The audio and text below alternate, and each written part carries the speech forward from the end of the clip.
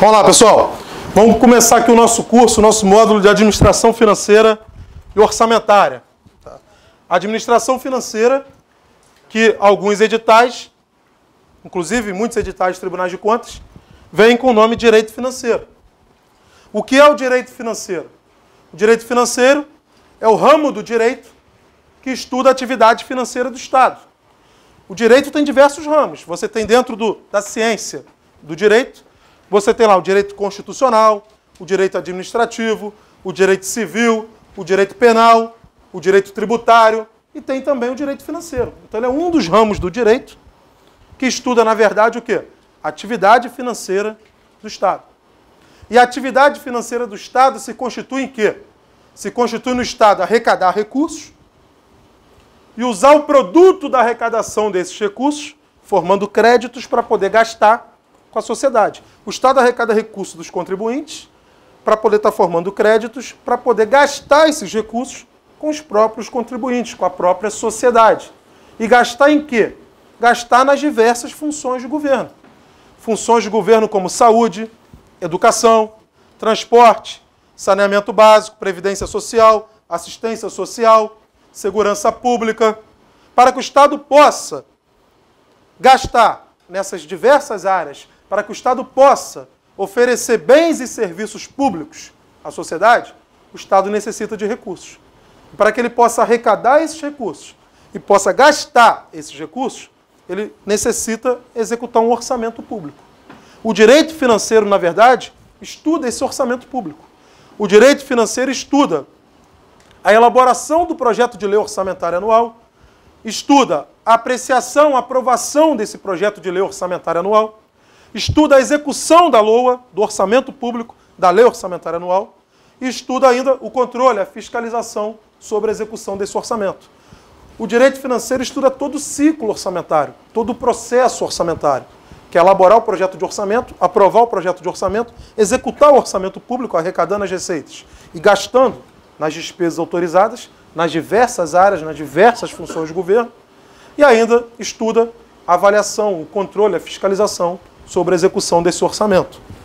A legislação aplicável à matéria, a legislação aplicável a essa disciplina, Constituição da República, especialmente dos artigos 165 ao 169, isso daqui, em regra, te dá mais ou menos 60% das questões da prova, em torno de 60% das questões da prova. Muitas questões de prova na área de direito financeiro, na área de orçamento público, de administração financeira e orçamentária, são extraídas desses artigos aqui, 165 ao 169. Se você tem pleno entendimento, pleno conhecimento desses artigos, você, em regra, tem em torno de 60% já da prova.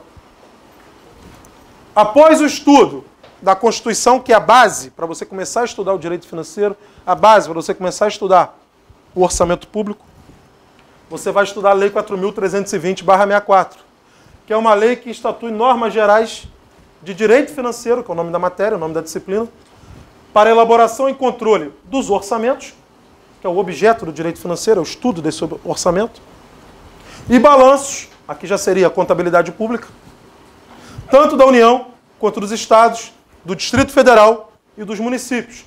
É uma lei, portanto, de caráter o quê? Nacional, aplicada a todos os entes da federação. O município deve cumprir essa lei, os estados devem cumprir essa lei, o Distrito Federal também tem que cumprir, a União também tem que cumprir. Dentro dessa Lei 4.320, você estuda alguns tópicos da matéria direito financeiro, da matéria AFO, Administração Financeira Orçamentária, e tópicos que vêm normalmente lá no seu edital, no seu conteúdo programático. Você estuda, por exemplo, alguns princípios orçamentários estão aqui dentro. Estuda, por exemplo, classificação de receitas públicas, classificação de despesas públicas, estágios de receitas, estágios de despesas, o que são restos a pagar, vem aqui nessa lei, o que é despesa de exercícios anteriores, vem aqui dentro dessa lei, o que é suprimento de fundos, adiantamento a servidor, também tem aqui, e, especialmente, o que tem aqui, o que é o exercício financeiro, qual o período compreendido para o chamado exercício financeiro, que é o período de execução do orçamento. O exercício financeiro aqui no Brasil coincide com o quê? Com o ano civil, com o ano calendário. Compreende o período que vai de 1º de janeiro a 31 de dezembro. E é durante esse período de 1º de janeiro a 31 de dezembro, que o orçamento público estará em vigor, que a lei orçamentária anual estará sendo executada. É durante esse período que estaremos arrecadando as receitas previstas e estaremos gastando, empenhando as despesas fixadas, as despesas autorizadas, os créditos orçamentários disponíveis. E exercício financeiro, que coincide com o ano civil, 1º de janeiro a 31 de dezembro, você estuda no artigo 34 dessa Lei 4.320. Essa lei está em vigor desde 64, tá? E ela está em vigor ainda por conta do artigo 65, parágrafo 9º da Constituição. Artigo 65, parágrafo 9º, que dispõe que uma lei complementar será elaborada tratando do exercício financeiro, tratando dos prazos, vigência, forma de organização do plano plurianual, da lei de diretrizes orçamentárias, da lei orçamentária anual. Até hoje, de 88 para cá, 88, quando foi promulgada a Constituição, para cá, essa lei complementar não foi elaborada. Por isso que até hoje estamos adotando a Lei 4.320, lá de 1964, que foi aprovada inicialmente como uma lei ordinária e recebeu status de lei complementar por conta do artigo 65, parágrafo 9º da Constituição. Por ainda não ter sido aprovada uma lei complementar de acordo com o que está no 65, parágrafo 9º da Constituição, é que a Lei 4.320 ainda está em vigor com status de lei complementar, porque o artigo 34 dela coloca o que é o exercício financeiro, dispõe sobre o exercício financeiro aqui no Brasil. E após o estudo da Constituição da República e da Lei 4.320/64, é importantíssimo também o estudo da Lei Complementar número 101/2000, que é a denominada Lei o quê? De Responsabilidade Fiscal. Uma lei que foi promulgada em 4 de maio de 2000 e que teve como objetivo o quê? Melhorar o planejamento orçamentário e dar maior transparência à execução do orçamento, visando sempre o equilíbrio das contas públicas, visando sempre evitar desvios, tá? Corrigir desvios de percurso que possam vir a afetar o equilíbrio das contas públicas. Então, após a Constituição, deve-se estudar a Lei 4.320 e após estudar a Lei de Responsabilidade Fiscal, que aí você vai estar com pleno entendimento, vai estar cercando toda a disciplina de direito financeiro aí, de administração financeira e orçamentária. Lá na Constituição, naqueles artigos que eu falei que são importantíssimos e que, em regra, te dá 60% já do conteúdo da prova nessa matéria, nessa disciplina. No artigo 65, você vai estudar basicamente os instrumentos de planejamento orçamentário. Você vai estudar o que é o plano plurianual, o que é a lei de diretrizes orçamentárias e o que é a lei orçamentária anual. Depois você vai estudar o artigo 66, que vai te dar o processo legislativo orçamentário, que é um processo legislativo especial, tem algumas particularidades em relação a esse processo legislativo que trata de orçamento, que trata de instrumentos de planejamento orçamentário. Você vai estudar, por exemplo, que esses projetos de lei aqui, ó, que todos eles são de iniciativa do Poder Executivo. Quem elabora os projetos de lei que tratam de matéria orçamentária é o Poder Executivo, e não o Poder Legislativo. O Poder Executivo, que é o poder que tem a função típica de administrar, a função de governar, a função de que o Executivo, o chefe do Executivo, ele foi eleito pela população, pela sociedade, para um mandato de 4 anos, e ele foi eleito para quê? Ele foi eleito pela sociedade porque a sociedade confiou na sua plataforma de governo. Porque a sociedade confiou no que ele pretende realizar de manutenção das funções de governo e de ampliação, aperfeiçoamento dessas funções de governo. Confiou que ele vai conseguir manter e aprimorar e expandir a função saúde, vai conseguir manter, expandir a função educação, vai conseguir manter e expandir também a função transporte, segurança pública, saneamento básico, assistência social. Então, o Executivo, ele veio para uma eleição, o candidato do Executivo veio para uma eleição, onde a sociedade confiou naquele candidato. E é a equipe daquele candidato é quem vai elaborar os programas de governo que vão tratar dessas áreas.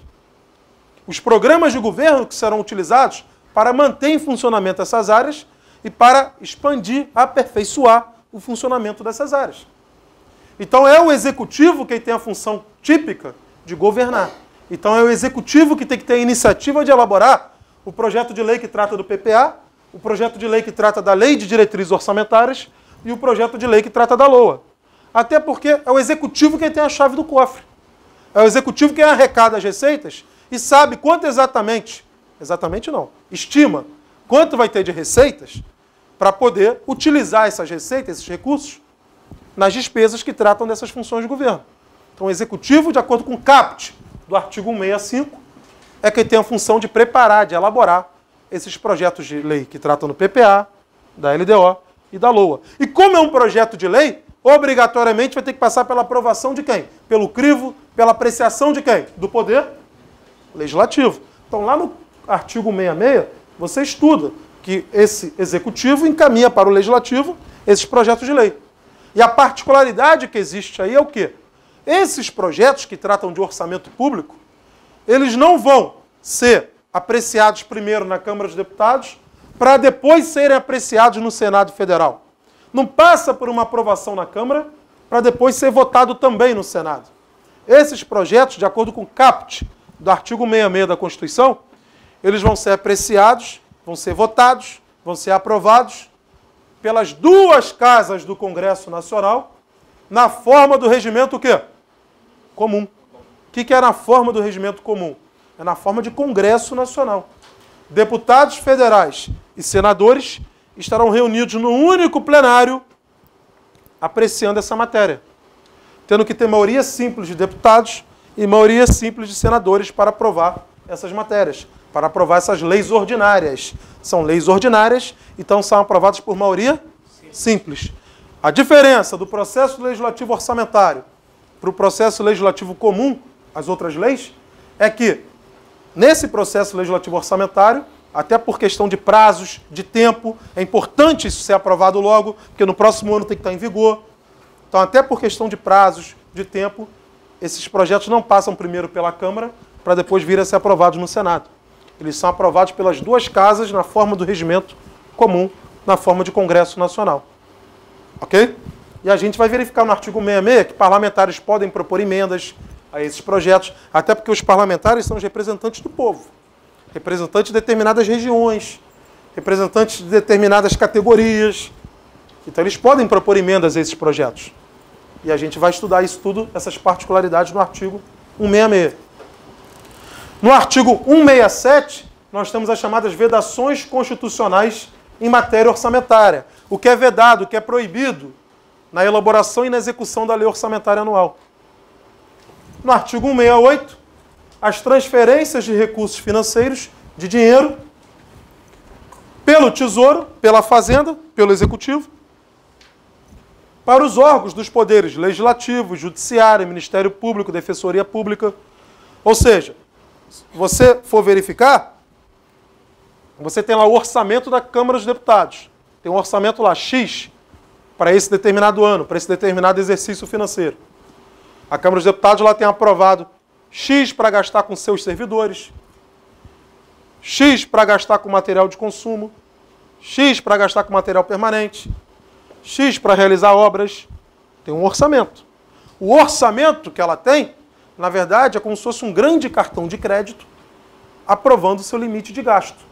Qual é o limite de gasto da Câmara dos Deputados para esse ano, para esse exercício financeiro, para gastar com pessoal? Quanto ela tem de orçamento aprovado para comprar material de expediente, por exemplo, material de consumo? Quanto ela tem aprovado para contratar serviços? Quanto ela tem aprovado para comprar material permanente, bens duráveis? Tem lá um orçamento. É lógico que para poder executar esse orçamento durante o ano, precisa de quê? Você na sua casa, para executar seu orçamento doméstico durante o ano, você precisa de quê? Dinheiro. Faz-me rir. Tutu. Precisa de dinheiro para você poder executar o seu orçamento aprovado, o seu crédito orçamentário aprovado, para gastar com a sua empregada doméstica, sua despesa com pessoal, por exemplo. Você precisa de dinheiro para gastar o seu crédito orçamentário que você utiliza para serviços que você consome em casa. Luz, água, telefone, gás, internet, Sky, Premier Futebol Clube para ver os jogos do Mengão, tal, ou do Vasco. às sextas-feiras também. Você precisa de dinheiro para executar o crédito orçamentário que você tem na sua casa, no seu orçamento doméstico, para poder realizar as compras do supermercado, onde você compra material de consumo, por exemplo. Você compra lá material de limpeza, sabão em pó, detergente, sabão de coco. Você compra, por exemplo, comida no supermercado, material de copa e cozinha. Você compra, por exemplo, café, açúcar, biscoito, macarrão, arroz, feijão, miojo, que é importante também, às vezes chega tarde em casa, miojo, iogurte, carne, sal grosso, cerveja, que é despesa primária, não pode faltar, é despesa primária. Não pode faltar. Dane-se, é meta fiscal. Isso é despesa primária. Isso faz parte do seu gasto espiritual, certo? Então, você precisa de dinheiro. O artigo 168, ele disciplina como esse dinheiro vai chegar até esses órgãos.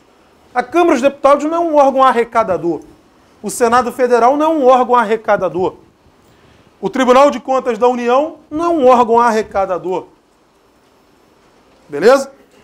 O STF também não é. O STJ também não é. O TST, o TSE também não são. O Ministério Público da União também. Então, esses órgãos, eles têm orçamentos aprovados, tem um cartão de crédito para cada um, que é o orçamento de cada um, lá na LOA da União, na Lei Orçamentária da União, no chamado Orçamento Geral da União. Esse Orçamento Geral da União tem os orçamentos de todos os ministérios, de todas as autarquias, fundações públicas lá do Poder Executivo, e também dos órgãos dos poderes legislativo, judiciário, Ministério Público da União, por exemplo. E esses órgãos, Câmara, Senado, TCU, STF, STJ, TST, TSE, MPU, eles têm um orçamento, um cartão de crédito aprovado.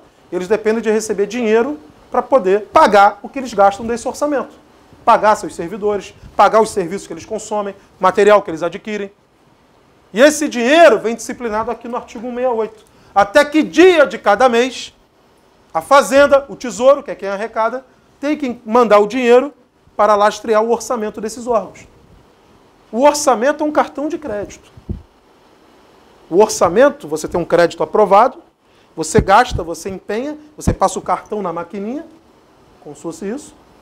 O fornecedor te entrega e depois você precisa de dinheiro para pagar esse fornecedor. Esse dinheiro, os órgãos desses poderes, Legislativo, Judiciário, Ministério Público, Defensoria Pública, vão estar recebendo mês a mês. E o artigo 168 diz até que dia de cada mês.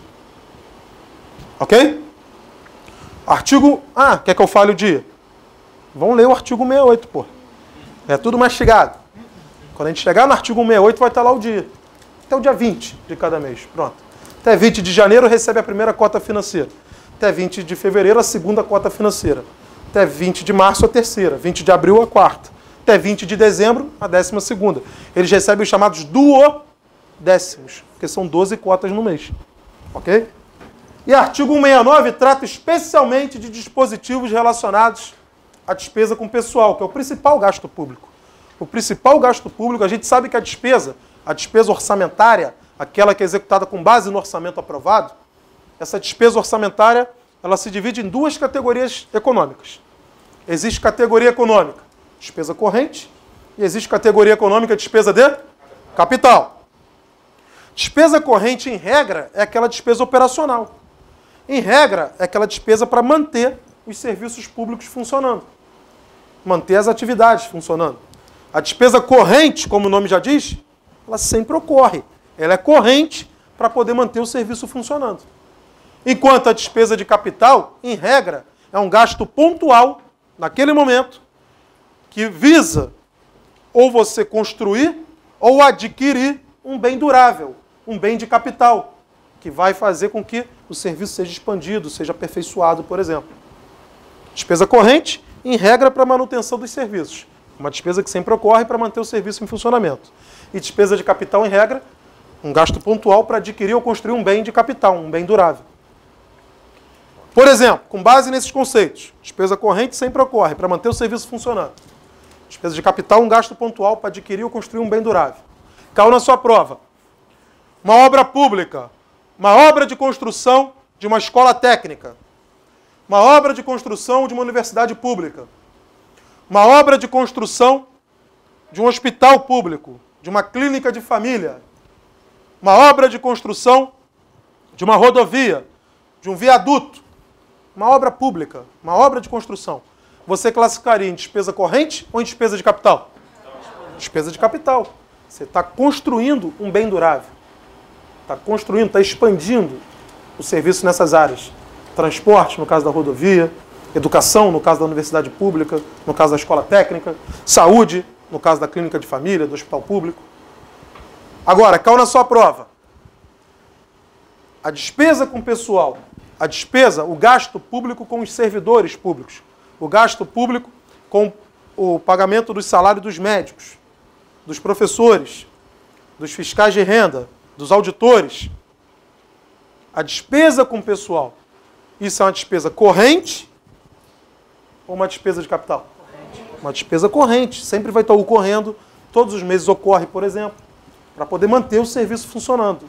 O serviço na área de educação, no caso dos professores, serviço na área de saúde, no caso dos médicos. Ok? Bom, a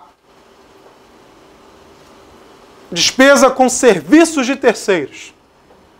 Serviços terceiros, por exemplo, ó, energia elétrica. O órgão que você trabalha, a repartição que você trabalha, precisa de energia elétrica para funcionar. Tem que ter luz para estar funcionando.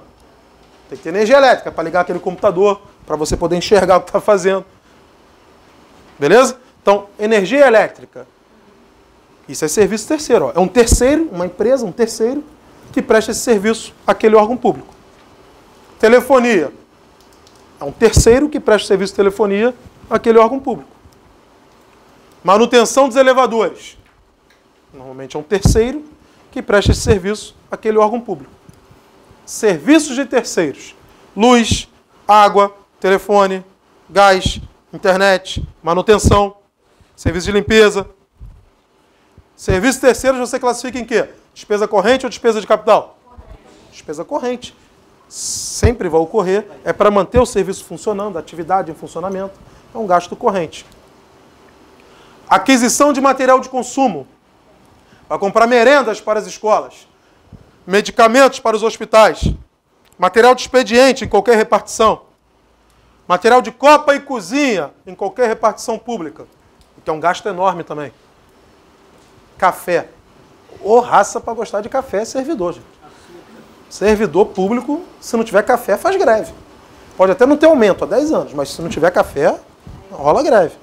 Né? Então, café, açúcar, é só lembrar, o café é para manter o servidor acordado, para manter o serviço público funcionando. Então, café, material de consumo, material de copa e cozinha, material de limpeza, material de expediente, material de consumo, em regra, é classificado em quê? Despesa corrente ou despesa de capital? Despesa corrente, para manter o serviço funcionando. Tem que ter papel, borracha, caneta, tem que ter cartucho para as impressoras. Ok? Agora, material permanente. O que é equipamento e material permanente? De acordo com o artigo 15, parágrafo 2º da Lei 4.320/64. Lá no artigo 15, parágrafo 2º da Lei 4.320/64, vem disposto que equipamento e material permanente é aquele que tem vida útil superior a 2 anos. Exemplos de equipamentos e materiais permanentes. Carteiras escolares são materiais permanentes. Computador é material permanente. Impressora é material permanente. Um veículo oficial, uma viatura, um trator, um caminhão de lixo. Isso tudo é considerado material permanente. E isso é classificado em quê? Despesa corrente ou despesa de capital?